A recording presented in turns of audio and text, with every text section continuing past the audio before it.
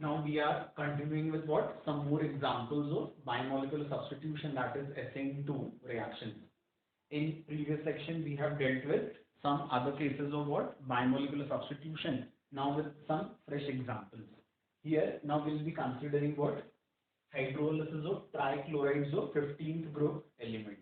Right? All these are going to follow what? That SN2 mechanism for their hydrolysis. Right? So now we are considering examples of what? Trihalides or trichlorides of 15th group elements. So in that very first case will be about that NCl3. Hydrolysis of NH3 we have already dealt with.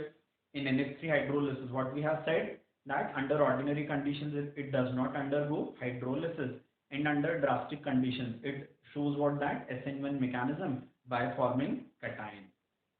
Okay. Then here we'll be considering what? That hydrolysis of NCl3. We'll be comparing this hydrolysis of NCl3 with hydrolysis of CCl4 also. In CCl4, what we have found, that it also follows that SN1 mechanism for its hydrolysis. Right? Under ordinary conditions, it again was not undergoing that hydrolysis, and reasons for that were what?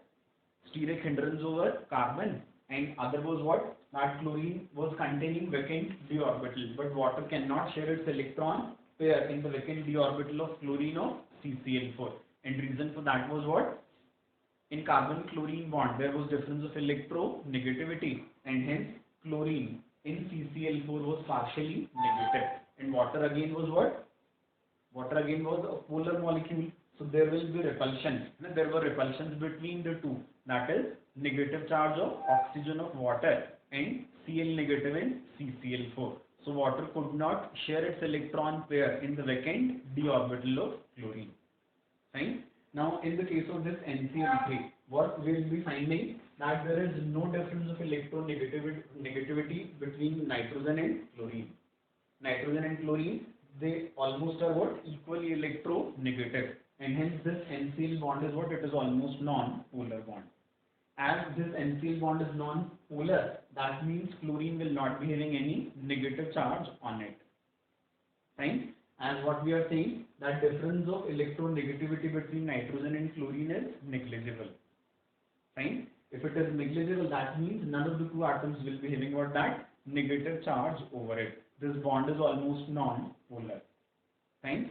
As chlorine does not contain any charge, and hence water can share its electron pair in the vacant d orbital of chlorine. As nitrogen here does not contain what? Any vacant orbital. So the hydrolysis will be initiated by donation of lone pair of oxygen from water in the vacant d orbital of chlorine. Fine. So as chlorine, it was what? It was not containing any charge in NCl3, and hence water can share its electron pair in the vacant d orbital of chlorine. Fine. By this donation, here in this intermediate, what we are finding, that this bond between chlorine and oxygen is a coordinate bond, and in coordinate bond the donor atom, it bears what? That positive charge, while the acceptor atom, it bears this negative charge.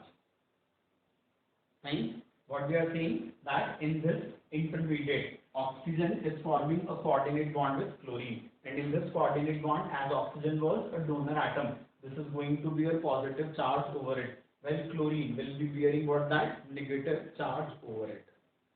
Fine. Now to remove this negative charge, chlorine will be breaking its bond from nitrogen. This bond will be broken up in favor of nitrogen. So this nitrogen will be acquiring negative charge, while this chlorine will be acquiring what? That positive charge.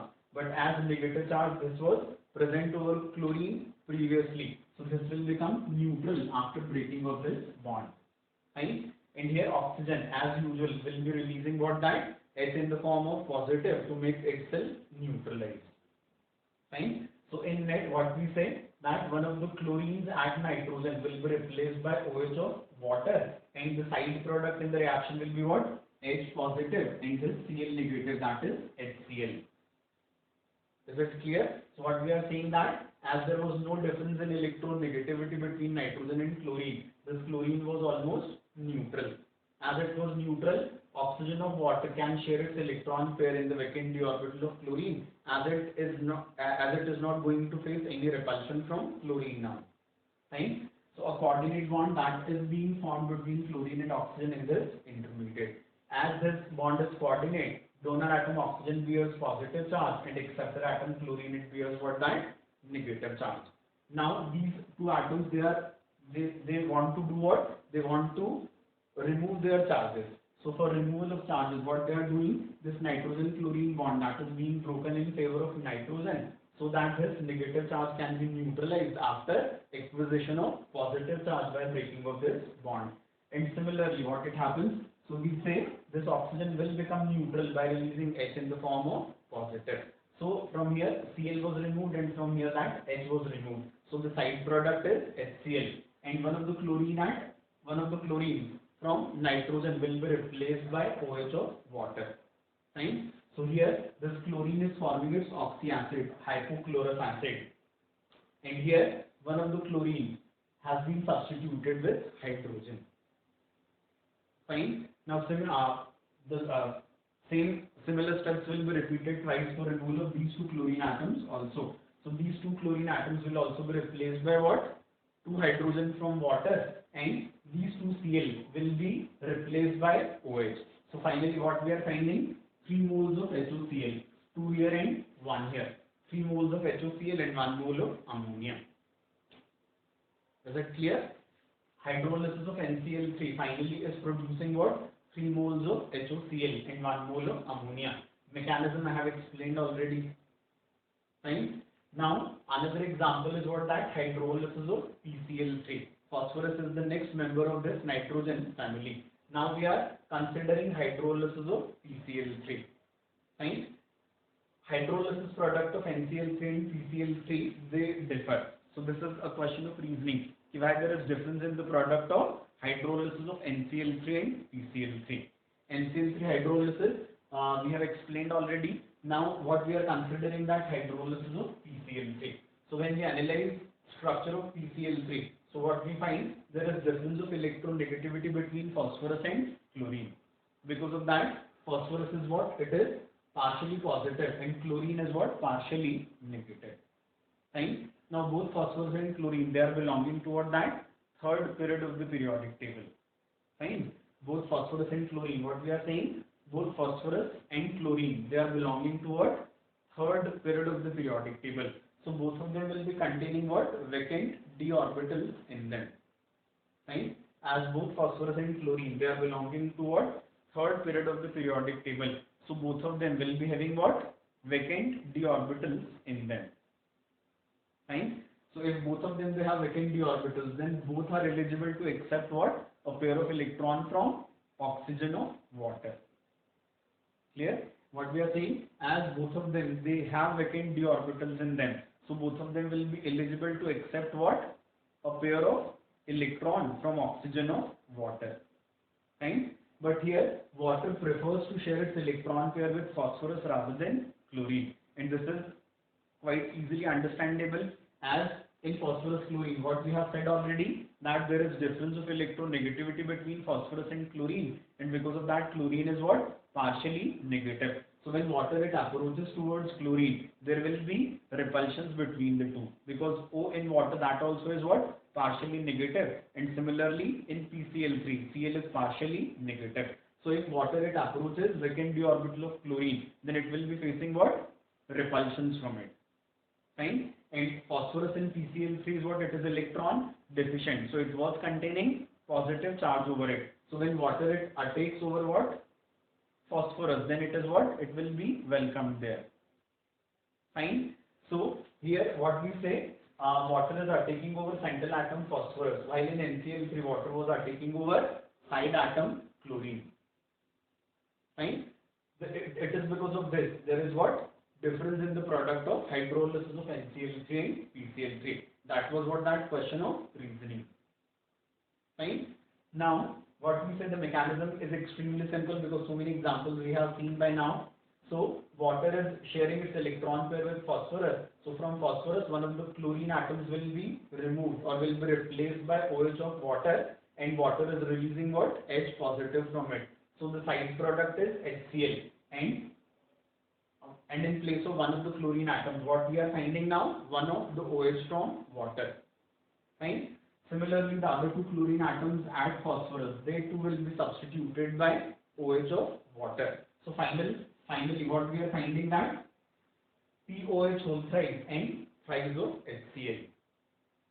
Fine. The final product in the reaction, what we are seeing, this is what? So it is POH whole thrice and thrice of HCl. Fine.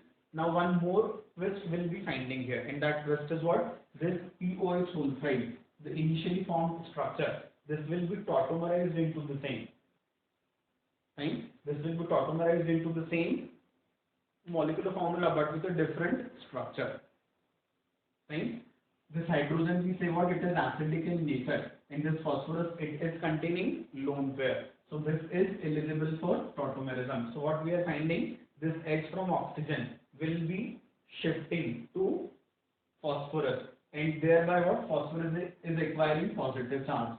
And as this H in the form of positive was removed from oxygen, this oxygen acquired what? That negative charge. Fine. So this P positive and O negative, they are forming what? That pi bond. Fine. So the structure of H3PO3 is not, it is considered as this structure as its stability is more than stability of this POH whole thrice. Fine. So nearly whole of the structure is tautomerized into this, and that is because of its greater stability. The reason for its greater stability is what? So we say this bonding pattern is more stable than this bonding pattern. Fine. Bonding pattern of this molecule is stabilizing molecule more than bonding pattern of this molecule, and that is why this molecule tautomerizes into this. Fine. Is that clear? So in the hydrolysis of PCl3, what we are finding as the final product, H3PO3, that is oxyacid of phosphorus and hydrogen halide. Fine. While in NCl3 the product was what? So we said it was hydride of nitrogen and oxyacid of chlorine. And here it is what? Oxyacid of phosphorus and hydride of chlorine. Clear? Now ASCl3. Now the next case is what? That hydrolysis of ASCl3. So I have written here already that ASCl3, it follows exactly the same path as that of PCl3. So product will be what? That ASOH whole thrice. And there is a slight difference that ASOH whole thrice will not be tautomerized into this product. This only will be the difference. Rest everything is same. Hydrolysis pattern of ASCl3 will be exactly like that of what? So it will be exactly like hydrolysis pattern of PCl3. Fine. But what is the difference? So we say in PCl3, what we found that POH whole thrice, it tautomerizes into this structure. While in case of ASOH whole thrice, this tautomerism is not observed. And the reason for that is what? So here in this structure, what we are finding that P double bond O. So the pi bond formed between phosphorus and oxygen, this is by overlapping of 3D from phosphorus and 2P from oxygen. There was lesser difference of energy between these two. While in case of arsenic, the orbital which is going to be involved in pi bond formation with oxygen, that will be what? 4D. So now the overlapping orbitals in case of arsenic, they are what? 4D of arsenic and 2P of oxygen. And there is huge difference of energy between the two. And because of this reason that this bond is what? It is relatively unstable and hence it is not formed. Fine. So because of greater difference of electronegativity between, not electronegativity, it is because of greater difference of energy between what? 4D orbital of arsenic and 2P orbital of oxygen, that AS oxygen pi bond is not formed and hence no tautomerism is observed. Clear? Now after that, hydrolysis of ASCl3, last two elements, that is antimony and bismuth. Their trichlorides, they also hydrolyzed in a different way. Fine. Mechanism, though it is going to be the same, but product finally will be different. Here again what we find that electron deficient antimony or bismuth, they will be attacked by water in the form of nucleophile. Fine. In case of HbCl3 as well as BiCl3, what we are saying? So we are saying that antimony and bismuth, these are electron deficient. So these are attacked by what? Water in the form of nucleophile. Right? So oxygen of water is forming bond with antimony or bismuth, and from here that chlorine is being replaced. Fine. So one of the chlorine atoms from antimony and bismuth that is replaced by what? OH of water. And H positive released by water will be connecting with Cl negative to form what? That side product HCl. And here this product obtained is what? OH SbCl2. Fine. The product obtained is what? So we say it is OH SbCl2. Now this product is quite unstable. What it does? So we say that oxygen shares its electron pair with vacant orbital of antimony. Fine. And because of this Cl negative is released, because when oxygen and antimony they are forming a bond, so that is going to be what?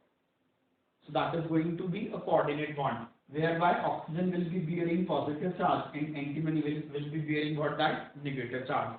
So to remove these charges, oxygen releases H positive and antimony releases what? Cl negative. So it is another mole of HCl which is obtained in the reaction. And what we find, this SbO positive and Cl negative, this as the final product in the reaction.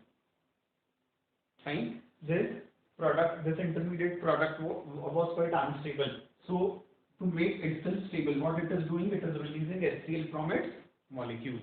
Fine. As soon as this HCl is removed from this molecule, what we are finding? This oxychloride of antimony.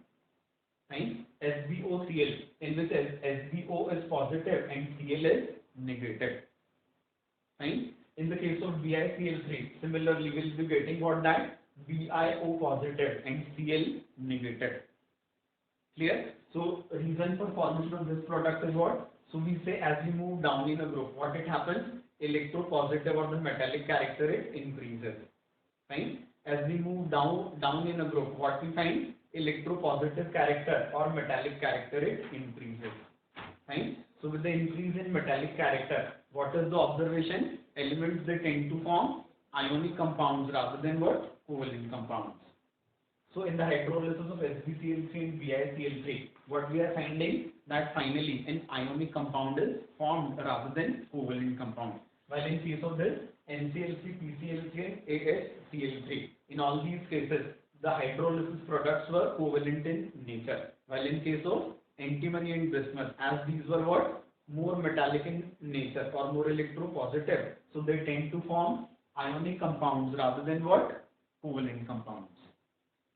Fine. So this is all about what? Hydrolysis of trichlorides of nitrogen family. They all were following what? That SN2, and that is what? That bimolecular substitution mechanism. Now the last case in SN2 mechanism, that is what? That hydrolysis of interhalogen compounds.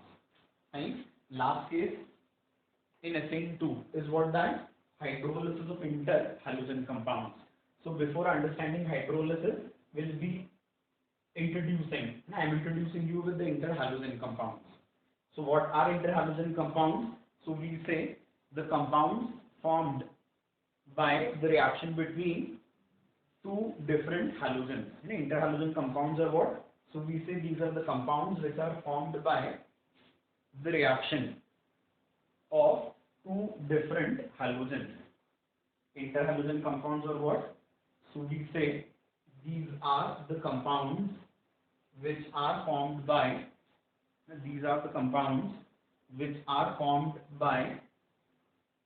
reaction of two different halogens. Fine. Now these interhalogen compounds, these are represented as what? AXN. Interhalogen compounds in general are represented as what? So we say it is AXN. Now these are represented as AXN. Fine. Now A is what? Lesser electronegative, and X is what? More electronegative halogen. In AXN, what we say? A is lesser electronegative halogen, while X is more electronegative halogen. Fine. N is what? N is an odd number, which can be 1, 3, 5 or 7. Fine. N is what? So we say it is always odd in number. It can be 1, 3, 5 or 7. Fine. Now we understand what why this n is always odd in number. Now why it is 1, 3, 5 and 7. So it is quite easy to understand. The valence shell electronic configuration of halogens is what? So we said it is NS2 NP5. Fine. Valence shell electronic configuration of halogen atoms. That is what? So we said it is NS2 NP5. Fine. If one halogen has to form a bond with other halogen, then it requires what? Unpaired electrons in it. Fine. So NS2 NP5, this represents what? One unpaired electron. Fine. So one type of interhalogen compound that can be formed by what? Sharing of this unpaired electron between two halogens. Fine. So the very first interhalogen compound that can be formed is AX. Clear? Now, if this halogen has to form what? Other interhalogen compounds, then it will be requiring what? More unpaired electrons, but ground state electronic configuration of halogen that was containing what? Only one unpaired electron in the valence shell. Fine. So now if it has to show, it has to form what? Another interhalogen compound in higher oxidation state, then it will be requiring what? So we say it will be requiring more number of electrons. Fine. More number of unpaired electrons, better to say. Fine. So unpaired electrons, they can be generated in excited state. Fine. So now one of the p electron pair that will be broken up for making what? More number of unpaired electrons, for generating more number of unpaired electrons. Fine. So one of the p electron pair will be broken up. Fine. In excited state. So one of the electrons that will be jumped from p to vacant d orbital. Now as one of the pair that has been broken, so now number of unpaired electrons, they become what? So we say it is 1 in d and 2 unpaired electrons in p. One was naturally unpaired and this we have made unpaired. So when one of the pair is broken, what is generated? 2 unpaired electrons, and 1 unpaired electron was present naturally. So now it becomes what? So we say it becomes NH2 NP4 and it is what that? ND1. Clear? So now another type of interhalogen compound which has been formed is what that? AX3. Clear? Now if A has to form another interhalogen compound in another oxidation state, then again it will be requiring what? More number of unpaired electrons. So when one of the left paired p electrons, that will be broken up into what? Unpaired electrons. So number of unpaired electrons generated will be what? 5. And similarly this s electron pair, when it will be broken up, then number of unpaired electrons generated will be 7. Fine. So the number of unpaired electrons which are being generated by excitation of electrons, they always are in what? Odd number, and that is because of its electronic configuration, as these were always generating in odd number. So interhalogen compounds, in interhalogen compounds this n is what? It always is odd in number, and that can be what? 1, 3, 5 or 7. Fine. Now we have to see hydrolysis of interhalogen compounds. Fine. So we are considering the very first example is what that? Hydrolysis of AX. Fine. Hydrolysis of AX, the first type of interhalogen compound. What we have said, in interhalogen compound, A is lesser electronegative and X is what? More electronegative. In interhalogen compounds, what we say, A is lesser electronegative and X is more electronegative. Fine. As A is lesser electronegative, it will be bearing what that? Positive charge or electron deficiency. So when it is subjected to hydrolysis, then water in the form of nucleophile, it attacks over A, not over X. Fine. If water is attacking over A, then in transition state what we find? There is a bond formation between A and O, and whereby O is acquiring what that? Partial positive charge, and X is being released in the form of negative in this transition state. Fine. Water started sharing its electron pair with lesser electronegative halogen A. Fine. Result of that is what? So we say O acquires partial positive charge and X, it acquires what? That partial negative charge. When this transition state will be broken up finally, what will be finding? OH of water will be left over A, and H of water that goes with X. So the side product is HX, and other product is what? That oxyacid of interhalogen. Which interhalogen? The lesser electronegative interhalogen. Fine. So the result of hydrolysis of interhalogen compound is what? So we said the lesser electronegative halogen. It forms what? Its oxyacid in the same oxidation state as it was in interhalogen compound. Here in AX, A was in +1 oxidation state. So in this oxyacid also, A remains in what? That +1 oxidation state. Right? So the lesser electronegative halogen is forming its oxyacid, and that oxyacid contains what? Same oxidation number of A as that was in interhalogen compound. And the more electronegative halogen that is forming what? That hydrogen halide of it. Clear? When other types of interhalogen compounds, they also are subjected to hydrolysis. So we also find what? The same type of products. The more electronegative halogen is always forming what? That interhalogen compound. And the lesser electronegative halogen is always forming what? The oxyacid. Right? And speciality is what? Here the oxyacid has the same oxidation number of A as that was there in interhalogen compound. Right? So here oxidation number was of A was +3. So here oxyacid that is formed, that also has what? A in +3 oxidation state only. Here A was in +5 oxidation state. So in oxyacid also this A will be in +5 oxidation state. And similarly in case of this AX7.